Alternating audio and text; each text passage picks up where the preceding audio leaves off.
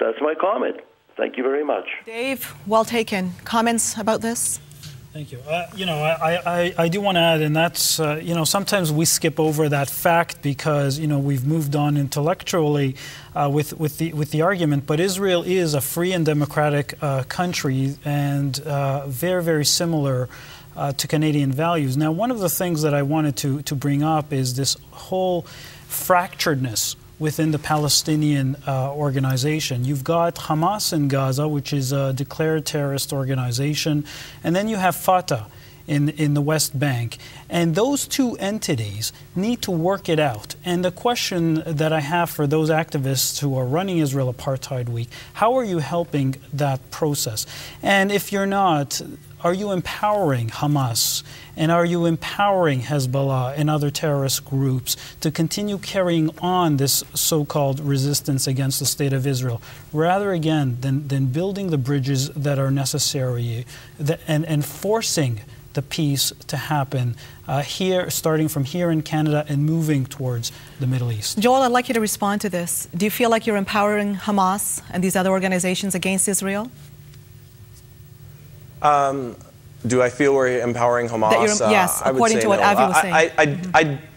I do think your guest is right that there needs to be reconciliation between the parties in the occupied Palestinian territories.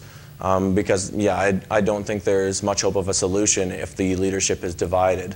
So absolutely, I think before there can be a peaceful conflict, I do think there needs to be unity between the two parties. I think we do have to make a distinction at some point between what the leadership and the grassroots are. And particularly not only when it comes to Palestinians, but also when it comes to Israelis. When you look at the peace movement in Israel, the peace movement does not agree with what the Israeli government is doing to the Palestinians. We can look at organizations like B'Tselem, which is an Israeli human rights organization, which actually, in one of its reports called Land Grab back in 2002, made the comparison between Israel and apartheid. So if you want to talk that it's anti-Semitic, we have all kinds of groups, as I mentioned before, even represented by Israelis that are calling it apartheid.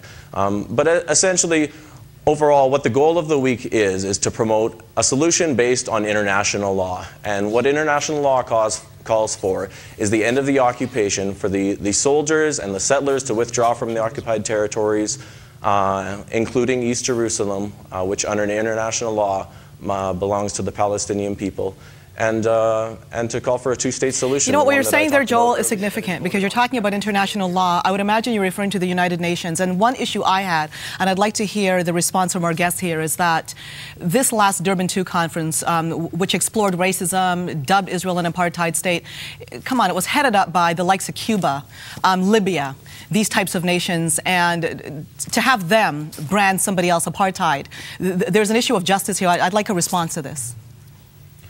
Well, actually, this whole branding of Israel apartheid wasn't after Durban II in as much as it was after Durban I. And that also has its own sort of evolution. But, in terms of this whole notion that Israel apartheid, according to Joel's perception, is a way of promoting or encouraging international law towards peace in the Middle East, it rings rather hollow, because if you want to do that, surely you would begin by calling this week something different, something more constructive, something with a more positive endpoint. By branding Israel as apartheid, you're already presupposing an outcome that is derogatory. You're presupposing some sort of evil construct on Israel.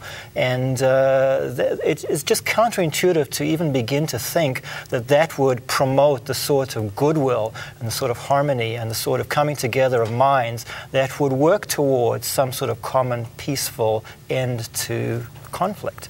It just doesn't work like that. Rebecca, I'd like to know from you because, again, we referred to York University earlier, and from some of the emails I got and from what I hear with some of the campuses, some students are afraid. You alluded to some of the fear at the beginning.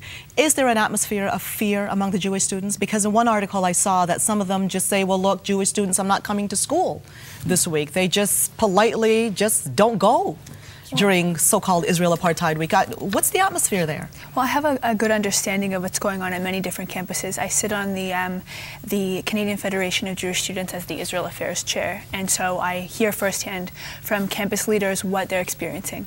The fear is considerable. The idea of the intimidation on campus that creates a polarized environment where students don't feel free to express themselves is dangerous to our academic institutions. And the fact that students don't feel protected by their student code of conduct at their different universities is very dangerous. Many different universities, or all universities, have a student code of conduct that protects students from intimidation, harassment.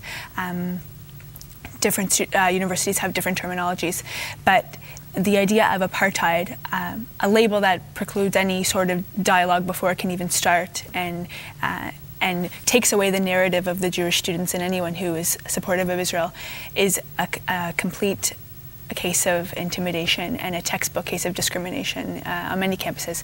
And yeah, students are feeling very terrified, depending on what school you're at. I mean, McMaster University, students are feeling like it's not their campus. They don't want to come to school. In some cases, students have left. There are a few students who've left York University, many students, it's kind of an exile. And they've come to other Southern Ontario universities because they don't want to be in a climate which is poisonous to their leaders learning. Have to do a better job. I'd like to thank you all so much for joining me today.